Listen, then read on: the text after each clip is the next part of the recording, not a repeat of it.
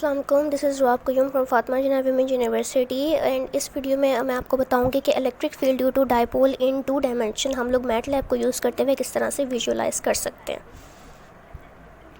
सबसे पहले हम देखते हैं कि बेसिकली इलेक्ट्रिक डाइपोल होता क्या है। Electric dipole is basically a system of 2 equal and opposite charges separated by the certain distance. In the figure जैसे आप देख सकते हैं कि 2 चार्जेस हैं, एक माइनस क्यू एंड एक पॉजिटिव क्यू, एंड ये दोनों चार्जेस एक स्पेसिफिक डिस्टेंस के थ्रू फार अपार्ट हैं। बेसिकली ये जो डिस्टेंस होता है ये बहुत ज़्यादा स्मॉल होता है जिसको हम अपनी नेकेड आई से ऑब्जर्व नहीं कर सकते, लेकिन ये एक ऐसा सिस्टम होता है जिसके अंदर 2 ऑपोजिट चार्जेस होते हैं और इनके इलेक्ट्रिक फील्ड के जो डिस्ट्रीब्यूशन है that is from minus Q charge two plus Q charge.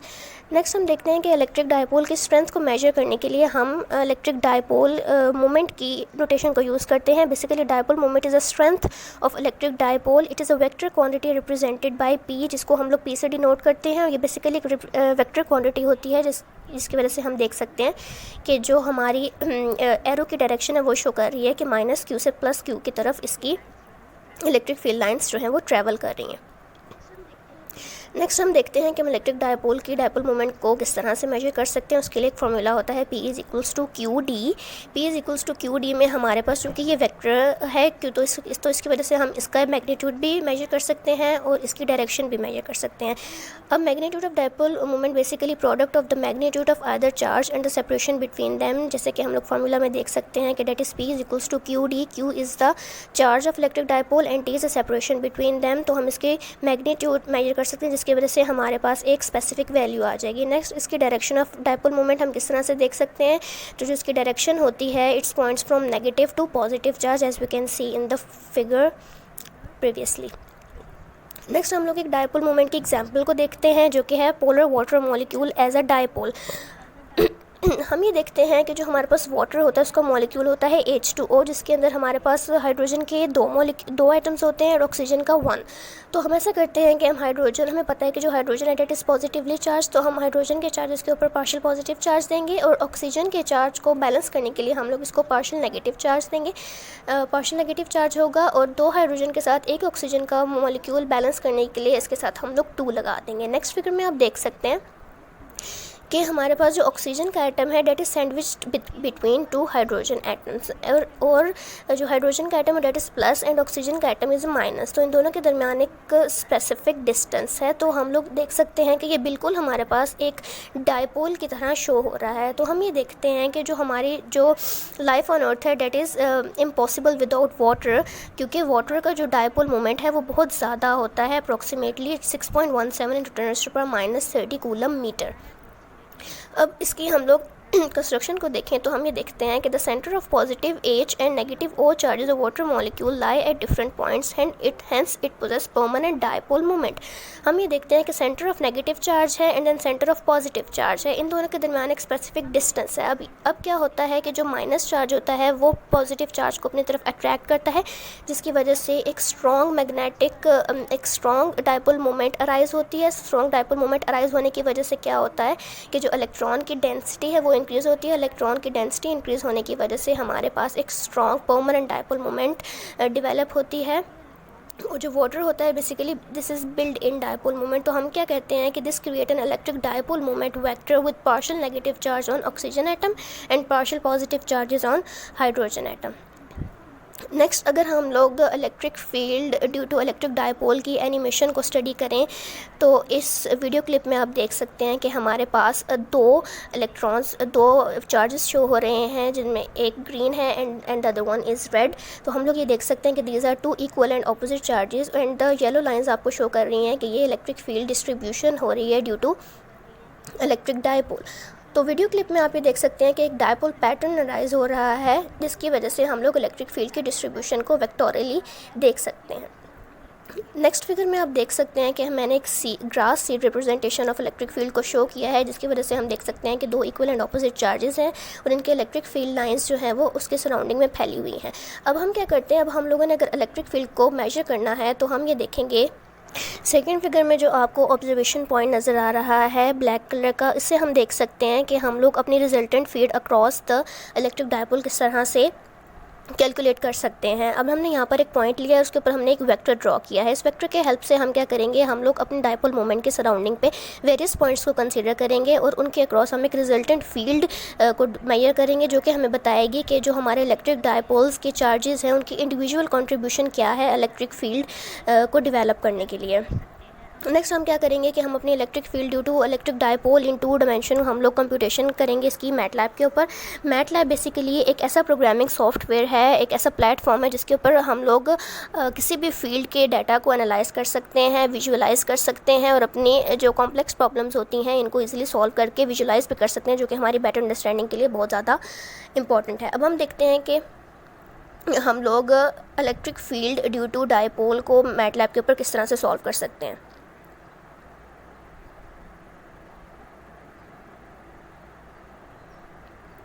Okay, so first of all हम क्या करेंगे कि अगर हमारी कमांड विंडो के ऊपर कोई प्रोग्राम ऑलरेडी रिटन है तो हम लोग क्लोज ऑल की कमांड जो है वो उसको देंगे, ताकि उसकी वजह से हमारा नेक्स्ट जो डाटा है वो अफेक्ट ना हो। देन आप देख सकते हैं कि परसेंटेज के साइन के साथ आप एक ग्रीन कलर की कमांड देख सकते हैं। बेसिकली ये कमांड हम नॉन एग्जीक्यूटेबल टेक्स्ट होती है कमांड के अंदर, जिसकी वजह से हमें हमारी कमांड को पता लगता है कि जो हम लोगों ने पैरामीटर्स यूज़ किए हैं वो बेसिकली है क्या। मैटलैब के अंदर हम लोगों को हर चीज़ स्पेसिफाई करनी पड़ती है ताकि हम मैटलैब को बताएं, ताकि मैटलैब को कंप्यूट करते वक्त पता हो कि हम लोग कौन सी कमांड को यूज़ कर रहे हैं और उसका नाम क्या है। तो बेसिकली हम लोगों ने ग्रीन कलर के थ्रू हम लोगों ने एक नॉन एग्जीक्यूटेबल टेक्स्ट जो है वो उसके अंदर डिफाइन कर दिया। नेक्स्ट हम देखते हैं कि अब हमने इसके अंदर डिफरेंट पैरामीटर्स को यूज़ किया है। NX एंड NY में आपको ग्रिड पॉइंट्स के टर्म्स नज़र आएंगे। ग्रिड पॉइंट्स बेसिकली एक जो हमारा प्लॉट आएगा उसके अंदर एक स्पेसिफिक रीजन होगा, जो कि हमें बताएगा कि इस रीजन के अंदर हमारा जो न्यूमेरिकल सोल्यूशन है वो लाई करेगा। नेक्स्ट हम लोगों ने अब इसके अंदर अपनी वैल्यूज़ को इंसर्ट करना स्टार्ट करना है। तो हमें पता है कि इलेक्ट्रिक फील्ड के लिए हम लोगों को चार्जेस लेने पड़ते हैं। उसके बाद हम लोगों को एक रिलेटिव परमिटिविटी की टर्म होती है एप्सिलॉन R एंड K, जिसको हम लोगों ने वैल्यूज़ असाइन की एंड हम लोगों ने चार्ज ऑर्डर को डिस्क्राइब किया कि वो होगा हमारे पास जो 2 इलेक्ट्रिक डायपोल के चार्जेस हैं that is R of 10⁻⁻9 order. Then हम लोगों ने इसके डायमेंशंस को स्पेसिफाई किया कि हमारे पास जो हमारा प्लॉट आएगा उसकी डायमेंशंस क्या होगी around axis and around Y axis. उसके बाद हम लोगों ने नंबर ऑफ चार्जेस को डिफाइन किया। इलेक्ट्रिक डायपोल के केस में ये ओनली 2 होते हैं, 2 equal and opposite charges we have studied. Next हम लोग देखते हैं कि हमने जीरोज़ का फंक्शन डिफाइन किया इलेक्ट्रिक फील्ड की इनिशियलाइजेशन को शो करने के लिए। जीरो फंक्शन बेसिकली एक ऐसा फंक्शन होता है जिसके थ्रू हम लोग एक एरे को डिस्क्राइब करते हैं जो कि जीरोज़ जिसकी एंट्री 0 होती हैं। तो बेसिकली जैसे जैसे हम लोग अपनी कमांड के अंदर वैल्यूज़ इंसर्ट करते जाते हैं तो मैटलैब ऑटोमेटिकली उस मैट्रिक्स के अंदर वैल्यूज़ को फिल करता जाता है line wise and then it compute. Next हम देख सकते हैं कि हम लोगों ने अपने एरो ऑफ चार्जेस को डिस्क्राइब किया है। तो हमें यहाँ पे पता है कि हमने 2 चार्जेस लिए हैं that are equal in magnitude but opposite in charges. तो होंगे, एक होगा 1 एंड अदर वन इज़ -1, उसका ऑर्डर साथ में हो जाएगा इंटू 10⁻⁻9, जो कि हम लोगों ने लास्ट स्लाइड में देखा। नेक्स्ट हम देख सकते हैं कि हमने लोकेशन असाइन की कि जो हमारे डायपोल की लोकेशन है वो एक्स एक्सिस में 5 एंड -5 पॉइंट पर होगी एंड वाई एक्सिस में एट द ओरिजिन मतलब 0 पे। नेक्स्ट हम लोगों ने इलेक्ट्रिक फील्ड की कंप्यूटेशन की है, उसके लिए हम लोगों ने फॉर लूप यूज़ किया। फॉर लूप बेसिकली एक रिपीटेशन कंट्रोल स्ट्रक्चर लूप होता है, जिसकी वजह से जो कि हमें एक रेंज डिस्क्राइब कर देता है कि यहाँ से लेकर यहाँ तक जितने भी पॉइंट्स आएंगे मैटलैब उनको कंप्यूट कर देगा। जैसे यहाँ पर हमने 1:n यूज़ किया है कि 1 से स्टार्ट होगी हमारी कमांड इलेक्ट्रिक फील्ड की डिस्ट्रीब्यूशन के लिए एंड अप टू n तक ये जाएगी। नेक्स्ट हम लोगों ने इसके यूनिट वेक्टर्स को डिस्क्राइब किया है। यूनिट वेक्टर्स को डिस्क्राइब करने के बाद हमने अपनी इलेक्ट्रिक फील्ड की डिस्ट्रीब्यूशन में होने वाले R स्क्वायर के टर्म को यूज़ किया है। R स्क्वायर के टर्म में हम लोग अपनी वैल्यूज़ जो हमने असाइन किए हैं वो देख सकते हैं और उनमें हम लोग देख सकते हैं कि हमने एक सिंबल यूज़ किया है dot slash basically is a rule of element wise division. जैसे कि हम देखते हैं कि अगर हमारे न्यूमरेटर में 2 टर्म्स हों डिनोमिनेटर्स में 1 टर्म हो तो ये वाला जो सिंबल है ये क्या करेगा कि हमारी जो न्यूमरेटर वाली दोनों टर्म्स हैं उनको सेपरेटली डिनोमिनेटर वाली टर्म के साथ एलिमेंट वाइज डिवाइड करवा देगा।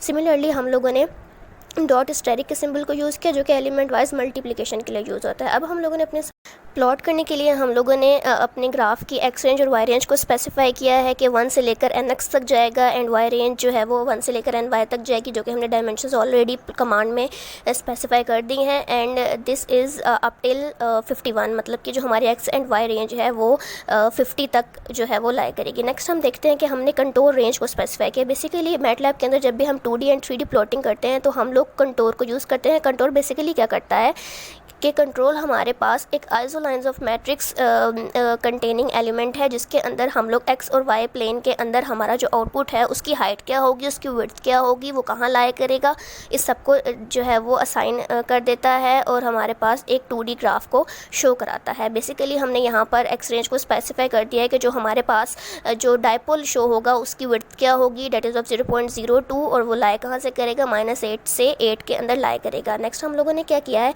कि हम लोगों ने जब हम लोग कंटोर की कमांड को लिखेंगे, एक्स रेंज, वाई रेंज और कंटोर रेंज को स्पेसिफाई करने के बाद जब हम एंटर को प्रेस करेंगे तो हमारे पास एक प्लॉट आ जाएगा। अब वो प्लॉट हमारे पास, उसको जूम करने के लिए हम क्या करेंगे, उसके एक्सिस को बड़ा कर देंगे। पहले हमारे एक्सिस -51 तक लाया कर रहे थे, अब हम उसको जूम करके देखने के लिए उसके एक्सिस को छोटा करेंगे, जो कि हो जाएंगे -15, तो हमारे पास डायपोल जो है वो बड़ा होकर नज़र आएगा। नेक्स्ट हमने यूज़ की कलर बार की कमांड। बेसिकली कलर बार एक वर्टिकल कलर बार होती है जो कि हमारे चार्ट के राइट साइड पे शो होती है। बेसिकली कलर बार का काम ये होता है कि जो हमारी प्लॉट के अंदर डिफरेंट कलर्स यूज़ हुए होंगे हमारे चार्जेस को शो करने के लिए, वो हमें बता देगा कि उनके क्या नंबर्स हैं, ताकि हम इजीली अपने कलर को जो है वो आइडेंटिफाई कर सकें। नेक्स्ट हम लोग देखते हैं कि हमने अपने प्लॉट को लेबल किया है, एक्स लेबल किया है, एक्स एक्सिस को एक्स के साथ लेबल किया है जिसका फॉन्ट साइज़ 14 होगा।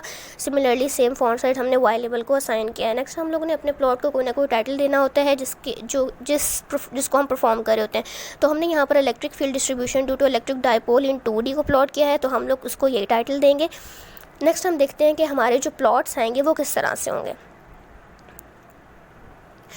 यहाँ पर आप देख सकते हैं कि फर्स्ट फिगर में हमारे पास जो रीजन शो हो रहा है डेट इज़ कंटोर। यहाँ पर आप एक ब्लू कलर का चार्ज देख सकते हैं, एक रेड कलर का चार्ज देख सकते हैं। Basically these are 2 equal and opposite charges separated by the specific distance, and जो ग्रीन कलर की लाइंस आप देख रहे हैं these are the electric field distribution, and जो राइट साइड पे आप देख रहे हैं डेट इज़ कलर बार, जो कि हमारे पास शो कर रही है कि जो हमारे डायपोल मोमेंट इलेक्ट्रिक डायपोल के जो चार्जेस हैं, इन चार्जेस जो हैं वो एक्स और वाई एक्सिस पे कहाँ से स्टार्ट होकर कहाँ तक लाई कर रहे हैं।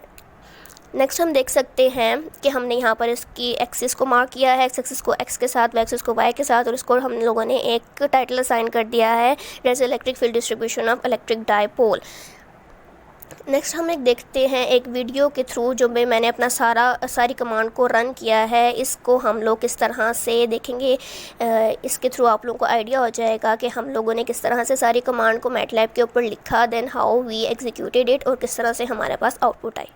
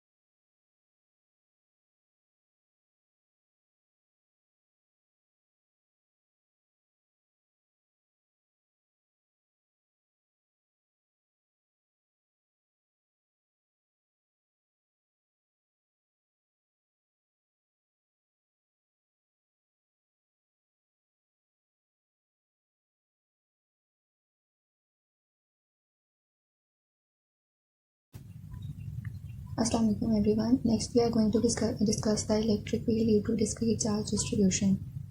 पहले हम देखेंगे कॉन्सेप्ट ऑफ इलेक्ट्रिक फील्ड को। इलेक्ट्रिक फील्ड है क्या और ये कैसे प्रोड्यूस होती है और इलेक्ट्रिक फोर्स कैसे एक्सर्ट होती है। Electric field exist in the region around the charge object that is source of charge. अब कोई भी अगर चार्ज है हमारे पास पॉजिटिव या नेगेटिव, तो उसके सराउंडिंग में इलेक्ट्रिक फील्ड प्रेजेंट होती है, और जब भी कोई दूसरा चार्ज उसके इलेक्ट्रिक फील्ड के अंदर एंटर होता है तो उस पर एक फोर्स एक्सर्ट होती है जिसे हम इलेक्ट्रिक फोर्स कहते हैं। अब ये फोर्स या तो अट्रैक्टिव होगी या रिपल्सिव होगी, it will depend upon the nature of the two charges which are being interacted. Next हम देखेंगे electric field due to point charge को। पहले हम देखेंगे कि एक पॉइंट चार्ज से इलेक्ट्रिक फील्ड कैसे प्रोड्यूस होती है, और उसके बाद हम उसको n पॉइंट चार्जेस के देखेंगे कि उस केस में इलेक्ट्रिक फील्ड कैसी होगी। To find the electric field due to a point charge q at any point at a distance r from the point charge, we put up a positive charge q prime at that point. यानी अगर हमें किसी भी point charge की electric field को study करना है तो उसके लिए ज़रूरी है कि हम उसके सराउंडिंग में उसके इलेक्ट्रिक फील्ड के इन्फ्लुएंस में एक और चार्ज कंसीडर करें जिसको हम कहेंगे टेस्ट चार्ज। और टेस्ट चार्ज हमेशा पॉजिटिव होता है। अब डायग्राम में हमें इलेक्ट्रिक फील्ड शो की गई है पॉइंट चार्ज की which is outward from the charge और at a distance at a point R हमने ये इलेक्ट्रिक फील्ड का एक्सप्रेशन लिखा हुआ है E is equals to K Q upon R square.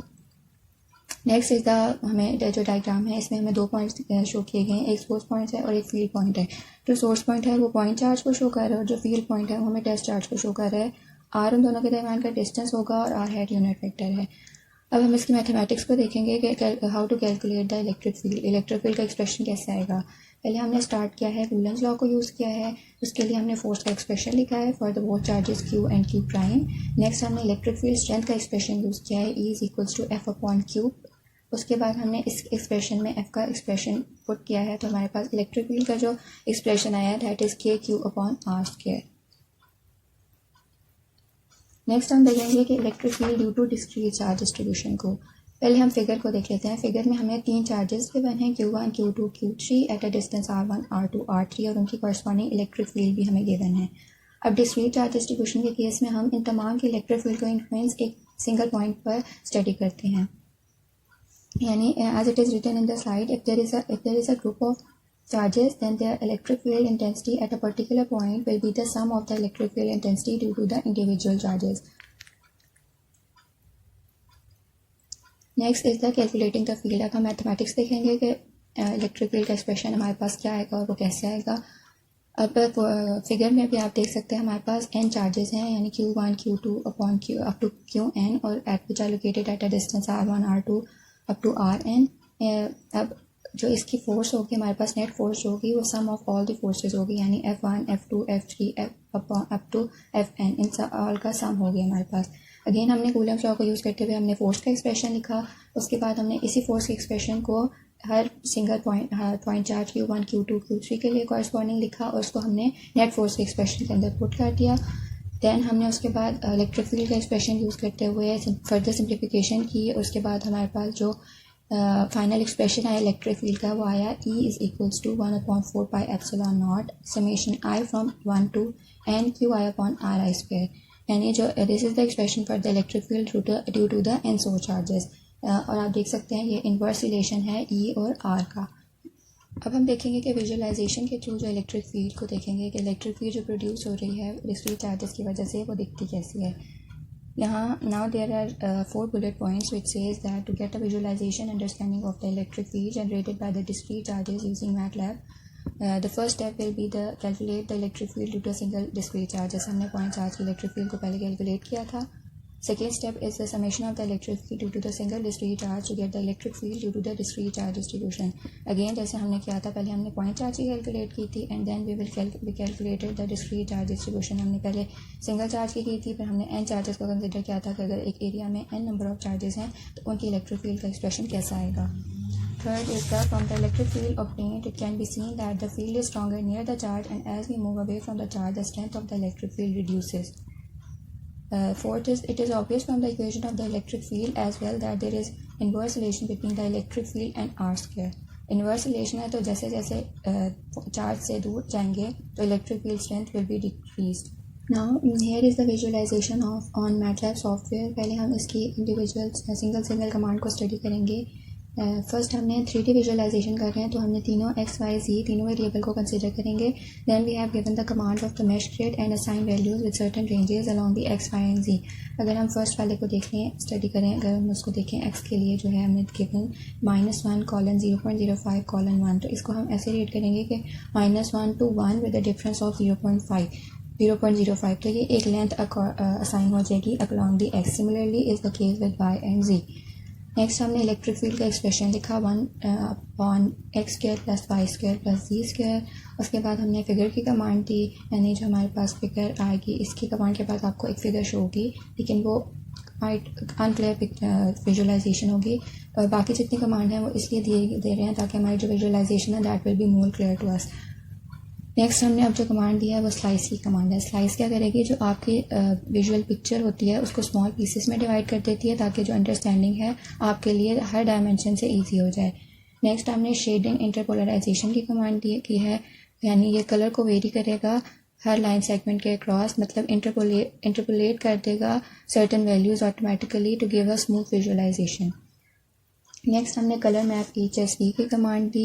ये जो प्लॉट में आपको डिफरेंट कलर शो हो रहे हैं that is because of this command. और नेक्स्ट हमने सिंपल लेबल की कमांड की है, X label, Y label, Z label. उसके बाद हमने टाइटल दिया है अपने प्लॉट को, जो लेबल आएगा हमारे प्लॉट के ऊपर। Next is the command of axis here. ये कमांड अब क्या करेगी, आपके जो सारे एक्सेस की लेंथ है उसको इक्वल प्लॉट करेगी, यानी गिवन डाटा की लेंथ को ऐसे एडजस्ट कर देगी कि जो फाइनल एक प्लॉट आपके पास आ रहा है that will be of square shape. Next is colour bar. Colour bar जो है आपके प्लॉट के हॉरिजॉन्टल एक लाइन देख रही है, this is because of the colour bar. ये आपको इंटेंसिटी शो कर रही है कि जो कि कलर्स हमने यूज़ किए हैं प्लॉट में उसकी वेरिंग इंटेंसिटी को, किस इंटेंसिटी को इलेक्ट्रिक फील्ड की शो कर रहे हैं। Last is the command of rotated on. ये कमांड अलाउ करेगी ग्राफ को किसी भी डायरेक्शन में रोटेट करना ताकि अंडरस्टैंड हो, आप हर डायरेक्शन में से प्लॉट को देख लें और ग्राफ को अंडरस्टैंड कर सकें। This is the MATLAB command है, मैटलैब विजुअलाइजेशन। और आप देख सकते हैं कि कलर बार के थ्रू कि जैसे जैसे आप पॉइंट चार्ट से दूर जा रहे हैं तो इलेक्ट्रिक फील्ड इंटेंसिटी रिड्यूस हो रही है, जैसे हमने मैथमेटिकल रिलेशन में भी देखा था। नेक्स्ट अब ये एक विजुअलाइजेशन है, एक स्मॉल सी वीडियो है हमारे पास। इसके हम एंड रिजल्ट से देख लेते हैं कि हमारे पास प्लॉट कैसा आएगा।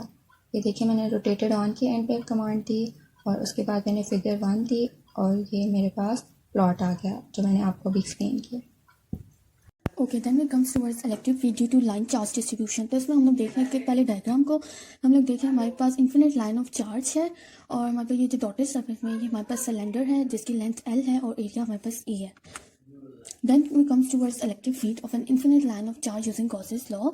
तो ये हमारे पास एप्लीकेशन है Gauss's law की and the result serves as a useful building block in a number of other problems including determination of the capacitance of the coaxial cable. Then it comes towards Gauss's law। तो सबसे पहले हम लोग Gauss's law की definition को देख लेते हैं कि इस वो हमें क्या कहता है कि the total flux enclosed within an enclosed surface is 1 by epsilon naught times the charge enclosed by the closed surface। इसकी मैथमेटिकल फॉर्म हम लोग देखते हैं तो integral of E dot D A हमारे पास होता है equals to Q by epsilon naught, जिसमें E हमारे पास इलेक्ट्रिक फील्ड है, Q हमारे पास चार्ज इंक्लोज्ड है गॉसियन सरफेस में, E नॉट हमारे पास इलेक्ट्रिक परमिटिविटी है और Q बाई एप्सिलॉन नॉट या E डॉट डी ए हमारे पास इलेक्ट्रिक फ्लक्स है। देन हम लोग आ जाते हैं कि गॉसियन सरफेस क्या होती है। तो बेसिकली गॉसियन सरफेस जो होती है हमारे पास इमेजिनरी सरफेस होती है और इसकी जो शेप होती है कि हम लोग कौन सी शेप की गॉसियन सरफेस चूज़ करें तो it depends on the type of charge configuration and the kind of symmetry existing in that charge configuration.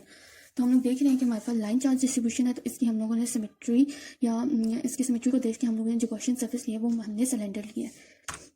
Then it comes towards our main topic, that is considering a infinite long line of charge with a charge per unit length being lambda। that is lambda हमारे पास जो है वो है charge per unit length। then हम लोग ने इसकी गॉसियन सरफेस सिलेंडर ली है with an orbital radius r और उसकी लेंथ L है और इसका जो एडवांटेज होगा सिलेंडरिकल गॉसियन सरफेस लेने का वो ये है कि इसकी सिमेट्री को देखते हुए जो इलेक्ट्रिक देखते हैं तो हमें पता चलता है कि जो इलेक्ट्रिक फील्ड है और सारे पॉइंट्स पे वो radially away from the line of charge है और दैट इज वाई उसका जो कोई भी पैरेलल कंपोनेंट है वो मौजूद नहीं है और जस्ट हमारे पास परपेंडिकुलर कंपोनेंट आएगा। Then moving towards next slide, हमारे पास एक यही है कि हमारे पास जो गॉसियन सरफेस है वो सिलेंडर है और लाइन ऑफ चार्ज उस गॉसियन सरफेस के बिल्कुल सेंटर में पड़ी हुई है और ये जो हमारे पास है वो है top surface, this is the bottom surface and this is the curved surface. तो हम लोग देखते हैं जो कर्व्ड सरफेस है वो इलेक्ट्रिक फील्ड के परपेंडिकुलर है और उसका जो वेक्टर एरिया है वो इलेक्ट्रिक फील्ड के पैरेलल है और ई और इलेक्ट्रिक फील्ड और जो हमारे पास एरिया वेक्टर है उसके दरमियान जो एंगल है वो 0 है और कॉज ऑफ 0 हमारे पास 1 आता है।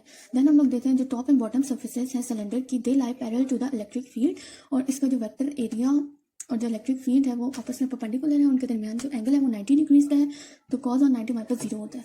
तो thus the electric flux is only due to the curved surface. Then इसके मैथमेटिक्स की तरफ हम लोग मूव करें तो फ्लक्स हमारे पास होता है E डॉट डी ए और जो टोटल फ्लक्स है वो कर्व्ड सरफेस प्लस जो फ्लक्स है वो टॉप सरफेस का और प्लस फ्लक्स जो है बॉटम सरफेस का सबको ऐड करेंगे तो हमारे पास टोटल फ्लक्स आएगा। देन वैल्यूज पुट करेंगे, कर्व सरफेस का जो फ्लक्स है वो है E D A cause of 0, top surface का जो है वो है E डी ए कॉस 90 और जो बॉटम सरफेस का वो है E D A cos 90। Cos 90 हमारे पास 0 हो जाएंगे और कॉस 0 जो है वो 1 होगा, तो हमारे पास फ्लक्स जो होगा वो सिर्फ होगा E D A. Then due to radial symmetry, the curved surface is equidistant from the line of charge and the electric field in the surface has a constant magnitude throughout. Then flux जो है वो हमारे पास E D A है। ई हम लोगों ने integral से बाहर ले लिया और डी ए को हम लोगों ने इंटेग्रल में ले लिया। डी ए जो है वो गॉसियन सरफेस का एरिया है जो हमारे पास है 2πr_l। देन जो net charge enclose by the surface है वो है Q equals to N L, because N जो होता है हमारे पास Q/L होता है, सॉरी लैम्डा जो होता है वो हमारे पास Q/L होता है। देन गॉसेस थ्योरम को यूज़ करते हुए हम लोग फ्लक्स की जो वैल्यू है उनको इक्वेट करेंगे। फ्लक्स होता है हमारे पास E मल्टीप्लाई बाय 2πr_l जो हमने ये इक्वेशन से फाइंड किया हुआ है। देन और जो फ्लक्स होता है बाय डेफिनेशन वो हमारे पास होता है Q/ε0। Q की वैल्यू लिखेंगे λL/ε0 और इन दोनों को हम लोग इक्वेट कर देंगे। E multiply by 2πr_l equals to λL/ε0। तो इसमें हमारे पास E की वैल्यू आ जाएगी जो कि है लैम्डा। ई की जो वैल्यू है वो हमारे पास आ जाएगी लैम्डा 2πr_ε0। इस एक्सप्रेशन को देखें हमें ये पता चल गया ई जो है वो आर से इनवर्स प्रोपोर्शनल है और ई जैसे जैसे हम लोग आर इंक्रीज करते जाएंगे तो इलेक्ट्रिक फील्ड जो है वो डिक्रीज करती जाएगी। Then we comes towards MATLAB simulation. इसमें हम लोगों ने क्या करना है कि to get a visual understanding of electric field generated by the line charge using MATLAB. तो इसमें हमारे पास फर्स्ट स्टेप ये है कि इलेक्ट्रिक फील्ड हम फाइंड करेंगे due to single discrete charge. Then second step में हमारे पास क्योंकि n नंबर ऑफ चार्जेस हैं तो हम लोग summation of electric field due to a line charge to get electric field due to infinite line charge distribution. Then third step में हम लोगों ने इलेक्ट्रिक फील्ड जो कैलकुलेट की है या ऑब्टेन की है उससे हमें देख के ये पता चला कि field is stronger near the charge and as we move away from the charge strength of electric field reduced by the factor of 1/r। Fourth step में भी ये है कि इलेक्ट्रिक फील्ड जो है वो इनवर्स रिलेशन में है r के, that is electric field is inversely proportional to r।